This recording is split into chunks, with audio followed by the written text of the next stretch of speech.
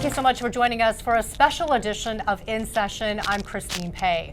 The 2025 legislative session comes to a close after the legislature avoided a special session by agreeing on a budget proposal. In the last 100 days, legislators faced their biggest task, solving the state's budget crisis and closing a $13 billion deficit. We'll also discuss some of the bills that were signed into law and the bills that failed. So King 5's Olympia Bureau Chief Drew Mickelson has been following this since day one and joins us live from Olympia. So Drew, how did things go over the weekend? You're following this as well. And what comes next? Yeah, Christine, well, they wrapped up their work at 6:30 last night on the 105th day of the 105-day legislative session. They were actually proud to get out while the sun was still up, which is not always the case here on the last day of the session. They knew coming in that they had a difficult task, and we kept hearing the word challenging being used to describe this session. But once they got into the budget negotiations, they learned that balancing the budget was going to be a lot harder. Much of the country went red on election night 2024, but not the state of Washington. Democrat Bob Ferguson was the clear winner for governor, and voters rejected 3 statewide initiatives backed by conservatives. Moves to throw out the capital gains tax, the Climate Commitment Act, and the long-term care law all failed. So, heading into the legislative session facing a budget deficit, the Democratic leaders of the House and Senate told King 5 they would look for efficiencies, but they felt residents would support increasing taxes. The voters gave us clues about where we should do that. We should be taxing rich people and companies that can afford to pay more and that fairly should be paying more to support the services that we all benefit from as a community. There will be an argument that that was a mandate on the past, but you're saying, hey, that's a sign that we should continue on this direction. Absolutely. Yeah, well, certainly that's the most recent data we have from voters, right? Is the election results. Thanks for the help. Appreciate it. Yeah. But Bob Ferguson, even before taking office, made it clear he was skeptical of a wealth tax, and he wanted legislators to look at cuts first. I recognize that's not going to be easy for agencies, but we can all be more efficient and more streamlined, and that's the type of approach we need to make before we even start having a conversation about any kind of taxes. Hi, Bob Ferguson. After his swearing in, he let legislators know his stance on taxes had not changed. I'm not here to defend government. I'm here to reform it. Well, let me tell you, Governor Ferguson, here's your team. Yep. We're ready to work with you on that effort. Republicans were downright giddy. After 12 years of increased spending and taxes under Governor Jay Inslee, they found themselves giving the new governor several standing ovations. And when Democratic leadership proposed taxes on the wealthy, we're not going to tax our way out of this thing. Not going to happen. Ferguson did not budge. In February and into April, even after Democrats scaled back their tax proposals. My approach is a balanced one. We're going to need some progressive revenue, but we need to make sure we're being as efficient and lean as possible right now as a state government. And so there was a proposal originally from the legislature of like 16 or 17 billion in taxes, way too much. More recently, they've come in at 12 billion. I said that is still too much. If you watched his statements over time, I think you can see that he had a significant influence over the budget as it ultimately passed both chambers. The title of the bill will be the title of the act. In the end, Democratic leaders came up with a more balanced approach. The final budget calls for nearly $9 billion in new taxes, but no state employees would be furloughed. The state's rainy day savings account is untouched, and cities and counties would receive $100 million to hire law enforcement. On the tax side, the gas tax would go up 6 cents starting in July. Most business owners would pay more, along with the state's top capital gains earners. And a new electric vehicle tax would be established. For now, only Tesla would be impacted. Democrats said most in the state would feel the impact of the coming cuts. For special ed kids, there's a lot more that we have to do, and we're not making progress at the rate that we need to be doing. And this is not even talking about our civil commitment, our inpatient beds, our substance use disorder treatment. I mean, the list goes on and on and on. Okay, Drew, thank you very much. A big task ahead of him, that is for sure. And joining us live now is former state legislator Reuven Carlisle. So, Reuven, thank you so much for being here. Thank you. There's a lot to break down, right? Of course. Can you talk a little bit more about the negotiations that went on this session? How did it go? Yeah, as you can imagine, incredibly intense legislative session. You had just a huge dynamic with increase in the deficit at a level that people just did not expect, $13+ billion. You had deficits in the transportation community in terms of that budget, and then you had the uncertainty at the federal level. So all of that created just a profound sense of uncertainty, and it raised the tension level. And so as Drew reported, when they went into the session, they talked about the different options. So the last weekend, the last couple of days of intense negotiations were not just about budget and spending, but also about the tax side. And as he also said, the governor's uncertainty relative to that final step, we'll find out in the next 20 days. We'll certainly be watching. And Reuven, what are some of the key differences in the House and Senate proposals that eventually led to the budget? You know, they got to consensus on the issue. Take transportation, for example. The House had proposed about a 9-cent gasoline tax. The Senate came back with 6 cents. They sort of settled on 6 cents, but most of the money is on maintenance and operations. So taking care of roads and bridges and highways and all kinds of ferry investments and infrastructure investments. So, you know, on the operating budget side, you know, a lot of tension around extending a salary increase for public employees. That took a lot of money, and also some of the big categories around Medicaid because some of the pullback of the federal dollars. So lots of examples where 28% of the budget comes from federal sources. So you can see that crafting a budget over the course of 4 years is really challenging. And remember, in our state, we have that responsibility to do a 4-year balanced budget. Absolutely. Yeah. Well, Reuven, turning now to the state budget, which took up a good portion of the discussions this past session. The Washington State Legislature, of course, as we've been talking, passed the 2025-2027 capital budget. What comes next, all of this? It kind of behooves the governor now. He has 20 days to look through this line by line. Yeah. It's a big task. It is. It is. I will tell you that the lead for the governor, Katie Chapman C., is a staff person in Olympia who's incredibly knowledgeable. She knows every line. She won't miss a footnote in this thing. But getting down to the details, she's going to look at the risks of the federal dollars. They're going to look at the expenditure of dollars in a whole host of areas around K-12 education, because nearly half the budget goes for K-12 education. So the issue around how local school districts, we have 1.1 million kids, 295 school districts. This year, we saw the biggest investment in special education in those school districts in state history. So that has a big effect on local school budgets, and they have to figure out how to plan for next year. So those are some of the issues that the governor, in making the final determination. And remember, finally, in our state, the governor does have line item veto authority. So he could take out some spending or some programs that he didn't feel were justified.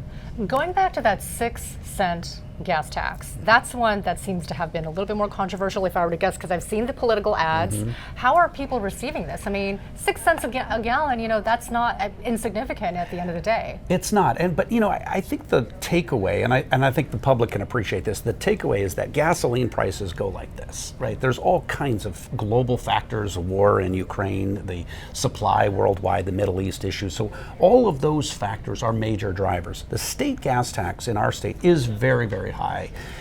This 6 cents is not only 6 cents, but on top of that, it will index to inflation up to 2%. So it'll continue to go up over the next couple of years on an ongoing basis. The challenge, of course, in our state, we have sort of a unique tax structure, of course, in that we don't have a state income tax, so we have really high excise taxes. And it's not just transportation and gasoline, but it's also cigarettes and alcohol and marijuana. Those excise taxes are quite high in our state. The no furlough part of this, do you think that there was an actual fear that that might go through, or was it pretty much a given that that was not going to happen? No, I think that's a great question. I think there was a lot of sentiment that state employees, very tough to give a multi-billion-dollar salary increase at a time when there's so much uncertainty. Look at all the federal layoffs and federal job uncertainty. At the same time, the negotiated collective bargaining agreements were made by the previous administration, Governor Inslee, and then the new governor, Ferguson, came in and said he would accept those, but the legislature has to approve it. So in the final, I don't think it was said until this last week or last couple of days about whether or not they would be included. So still relief there among the state employees. Among the state employees, yes. That's right. Anything about the budget and anything that passed that surprised you by chance? Or did it all seem pretty much as expected and normal? No, I wouldn't say there was anything normal about this legislative session. I think Drew's coverage over the course of the entire session really showed that there was just a deep sense of disequilibrium and challenge and anxiety. Part of it is driven, again, by the fact that 28% of our budget is tied to the federal spending. And keep in mind that with the tariffs at the Port of Seattle and the Port of Tacoma, you see just a real decrease in international trade. All of that's tied to our state taxes because we generate a lot of revenue because of our trade dependency and our activity. But remember, it's mostly agriculture products from Eastern Washington coming to the port here. Yeah, so big implications to the multiplier impact on our taxes. So that was a level of uncertainty that I don't think anyone was really prepared for. Okay, certainly. Well, you know, we have obviously a Democratic majority in both chambers. Let's go back to Drew Mickelson, who joins us again from Olympia. So, Drew, what have the reactions been from state Republicans because of all of this?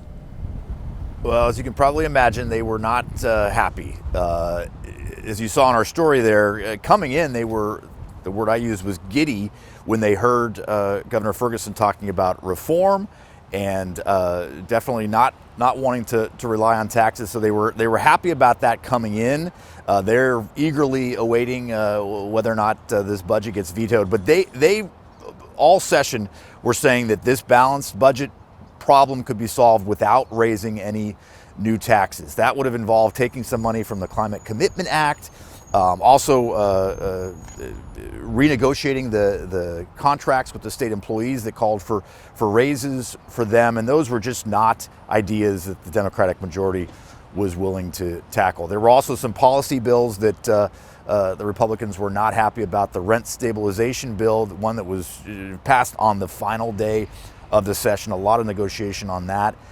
There will be a cap on landlords, assuming Governor Ferguson signs this bill into law, which he has not said yet what he's going to do on that bill. But that was one that Republicans really dug their feet in and tried to fight, and there were a number of Democrats who didn't like that bill either. Another one requiring clergy to report, becoming mandatory reporters if they see instances of child abuse. That was something that the Republicans fought. So the Republicans battled, but they didn't win a lot of those battles. And the big one was the budget. I think they were initially worried that there would be more reliance on taxes, but for them, this almost $9 billion was still way too much. Let's tackle some of the bills and go a little bit deeper into this, the ones that did pass this session and the bills that failed. Here's Drew Mickelson again with more on two controversial bills that lawmakers discussed this session. Keep going, go, go, go, go. The push to lower the threshold to determine when a driver is drunk appears dead. One of the bill's sponsors, who thinks the move would have saved lives, says the votes just weren't there. I think we need a lot more education. We need to make sure our members are comfortable. I think there's a lot of misinformation on what it takes to even get to a 0.05. People assume it's one drink, and that's absolutely not true. Other bills on the dead list offering state-funded PTSD treatment for coroners and medical examiners, and the push to change the signature gathering process for initiatives. The bill that kept the House working until the wee hours, making changes to the Parents' Rights Initiative passed by legislators just last year. Republicans say it's working, but Democrats say educators want clarification. For example, do they have to inform a parent if their trans student reaches out to a counselor? I think we'll fix that, make it much more clear how schools should be operating, what parents and kids should expect. It's obviously disappointing because I think that parents in our state are continuing to feel like they are being pushed away from their children, that the state believes that it can do a better job of caring for its children. And that's not a Republican-Democrat issue. So former state legislator Reuven Carlisle is here to really break it down for us. There's so many bills to kind of sift through. Let's focus a little bit more on the one about parental rights. Lawmakers approved changes to that initiative that went into effect last year. The initiative gave parents the right to access school materials and their child's medical records. Tell us more about this one. What are your thoughts? Yeah, it's a challenging bill, right? Because there was a citizens initiative to the legislature, and the legislature adopted that initiative. And now they're coming back a year later, and they're making adjustments that Democrats say are really modest. Republicans have been very upset in suggesting that it's not modest, that it does have big implications about parents' ability to access the medical records of their students. The challenge, of course, is that you have 295 school districts, 1.1 million kids, and managing and navigating for those school districts what the laws are at the federal and the state level is not easy. And I think that was the intent of the legislation, was to clarify what those access to that medical information is. But I think it's really representative, because the Republican opposition on this one felt very strongly that it was a philosophical issue. And I think there's a deep understanding and appreciation that local control of school districts has a tension with state level policies at times. So that's what this bill was really representative of. And moving on to another bill that passed, Senate Bill 5480. This one prohibits medical debt from being reported to credit reporting agencies or credit bureaus. Medical debt is exempt from being included on someone's credit report. Sounds like this could be helpful for certain groups. Yeah, you can imagine the number of people in our state who have bankruptcies and who have debt driven by medical bills and hospital bills. This is a policy, very interestingly, that the Biden administration had tried to make federal, and the Trump administration rescinded and pulled back on that policy. So now Washington State, the governor is expected to, or did sign this bill, and it will really have an effect on those folks who have been deeply impacted by medical debt. You can imagine that you could destroy your entire credit record with one incident of an inability to pay a hospital bill. So I think there's a lot of public support for a policy like this, and you can imagine why it was popular, not only with the new governor, but passed in a bipartisan fashion in Olympia. Certainly, I can imagine that a lot of people are relieved from that one. One bill that I found to be very interesting, House Bill 1321. This prohibits a military force from another state, territory, or district, like another state's National Guard, from entering Washington State to perform a military duty unless given permission by Washington's governor or under the direction of the U.S. president. This one was very fascinating to me. What might have been the impetus for this one? Yeah, this is really driven by the number of states that have begun to send National Guards members to the southern border. Yeah. Now, we, of course, are a border state with our friends in Canada, and I think you can imagine a level of discomfort if other states' National Guards were to come to the Canadian border in Blaine and Sumas and take some type of activity associated with trying to serve as additional border agents. So the tension with the Trump administration on the issue of immigration, the issue of border security particularly the southern border, is an issue. And of course, the Trump administration argues that the northern border is also allowing fentanyl and other drugs in. And there's a lot of disagreement in Washington State. So this bill would prohibit other states' National Guards from being able to be deployed in our state without the permission of our state's governor. That is very interesting, and it's a very direct reaction to the current administration now. That's right. So there are a few bills that lawmakers passed and that Governor Ferguson has not signed yet. Just last night, Drew was touching on this. Lawmakers passed a bill capping rent increases. It's a compromise bill that caps rent at 7% plus inflation, or 10%, whichever is less. Rent is a big issue here in the city of Seattle, of course, and King County. This one was contentious. It was passed over the weekend. Your thoughts on this one? Incredibly controversial. Really, as Drew said, it really shut down the House. It shut down the Senate. There were back and forth negotiations for a long time. The issue, I think, ultimately was that affordability of rent is, as we know, a huge issue. At the same time, landowners and landlords argue that you need more supply. You need to construct more housing in order to have pressure on rents go down.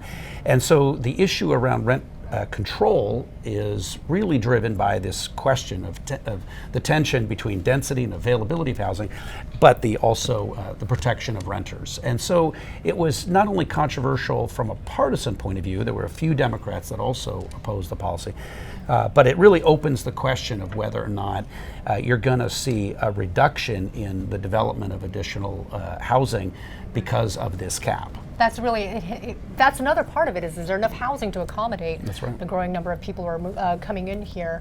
For landlords, though, of course they don't like this, and you have to think about them and what they might have to go through if this does indeed happen. Well, and property taxes go up, and construction go up, and so there's all kinds of challenges for folks who are the landlords here. At the same time, I mean, I think you can see among the public probably a pretty popular sentiment that 7% or up to 10% is not unreasonable. Sure. So I think you have a public tension there in terms of it being popular, but it having sort of broader economic implications as well. We'll see how things go on that one. Yeah. Another bill that still awaits a potential signature. Lawmakers also passed a bill making clergy mandatory reporters of child abuse. Your thoughts on that one? Yeah, there's a number of states that have a number of exemptions or requirements. So teachers, of course, and daycare workers and others, if they suspect child abuse, they have to report it.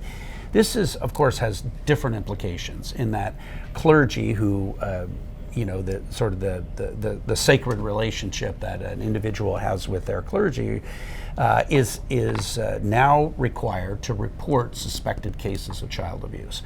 And so this is something that took many years to adopt, many years of consideration. I think a lot of deep reflection, as you can imagine, among legislators with the discussion with clergy to talk about whether or not that violates that sacred relationship. And so, a bit of tension on this one, and it took a number of years before it was making its way through the process.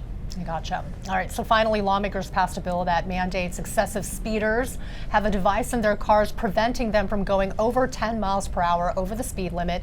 This was spurred by a deadly crash in King County in 2024 that killed a woman and 3 children. Yeah. How is this one being received? Yeah, on this one, I think you can appreciate when there's a terrible, tragic story like we saw in this case. The law now says that if you're in a zone that you're going above 40 miles an hour, if you're going 40 miles an hour and then you're going above 20 miles an hour beyond the 40, that's excessive speeding. If it's a zone in the city, for example, where you're going 40 miles an hour or lower, it's 10 miles above. So you can't go more than 50 miles an hour in a 40 zone in the city, as an example. So I think that that's sort of reasonable and common sense, but they're really going after these repeat folks as well to have those devices installed. So, safety, we have a terrible number of increasing deaths associated with our traffic in our state. In the legislature, this has been one of the top priorities around safety improvements, and we have not done a good job as a state. We're seeing really increasing deaths. So I think that's why there was momentum on this bill. Current Governor Bob Ferguson, he's the first governor in a long time, but also he's not completely new in the political picture, former Attorney General. What do you make of Ferguson's first session? I mean, it was somewhat of a test, right? We're sort of getting introduced to his style and perhaps his political mindset. Yeah, absolutely. Well, Governor Ferguson takes a lot of pride in being a chess player, so he's sort of always on offense. That's, I think, an important dynamic with him, as both also not only a chess player, but of course as an attorney and former Attorney General, where he sued the Trump administration previously in 90-some times. I think the real issue is exactly right, which is it's a new job.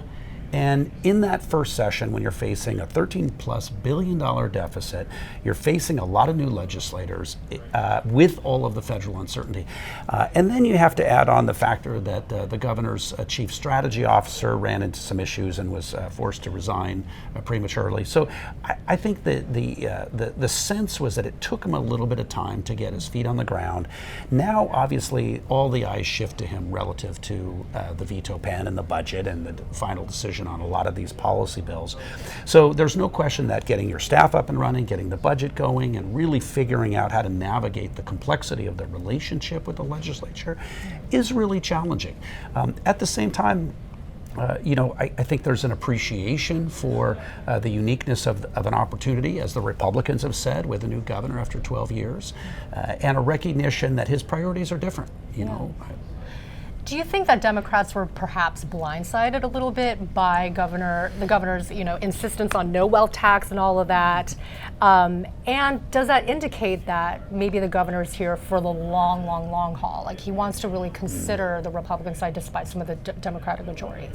It's a challenging question for the simple reason that the amount of taxes that were increased on the business community in this package of this $8.7+ billion package is very substantial. There's a lot of members of the business community, the Greater Seattle Chamber of Commerce, the Bellevue Chamber, a number of other business leaders have issued statements in strong opposition. There's going to be some real surprises. So even though Governor Ferguson came out against a wealth tax, he also came out and expressed his reservation to a payroll tax, which would have been on businesses as well. But the business community isn't necessarily happy.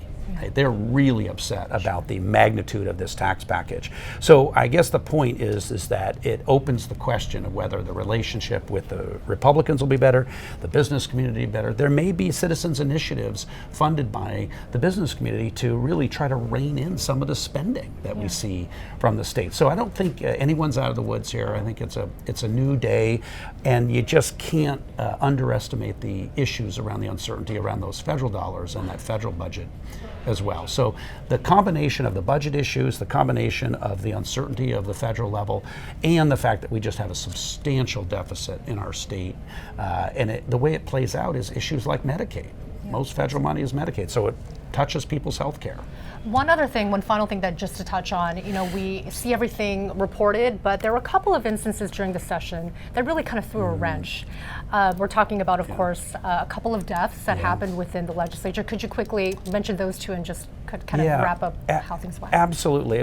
There were 3 untimely, unfortunate deaths during the legislative session. Former Speaker of the House, Frank Chopp, was 71 years old. He was just a force of nature. He was one of the most widely regarded, but there was a lot of history with him, a lot of complexity in his work in terms of the impact that he had was just outsized and really difficult emotionally for legislators to have him pass away. He had just left office a few months ago. And then we had State Senator Bill Ramos from the 5th District, which is Issaquah on the east side, and he passed away prematurely last week, and that really shocked folks, of course, deeply unsettling. He was a leader in the transportation sector. And then on the evening before the end of the session, the wife of Senator Chris Gildon from the Puyallup area passed away, Autumn Gildon, and by all indications, she was deeply, deeply respected and loved. And so the whole legislative community, I think, was just incredibly shocked by this overall dynamic. And it put a pall over the work, and you can imagine, the emotional challenges associated with that. It had a real effect. Absolutely, and we can kind of see that too in some of the reporting that Drew Nicholson had done. That's right. Well, the governor now has 20 days to look through all of this, and we'll have to continue following. But thank you very much, Reuven, as always, for all of your incredible insights. Thank you so much. Still a lot to go through, and we're going to be watching. Well, that's it from us at King 5. Thank you very much for joining us for our special edition of In Session. You can watch all of our In Session coverage and the latest legislative news right now on air on King 5 and on our website, king5.com, and of course streaming 24/7 on King 5 Plus. We'll see you next time.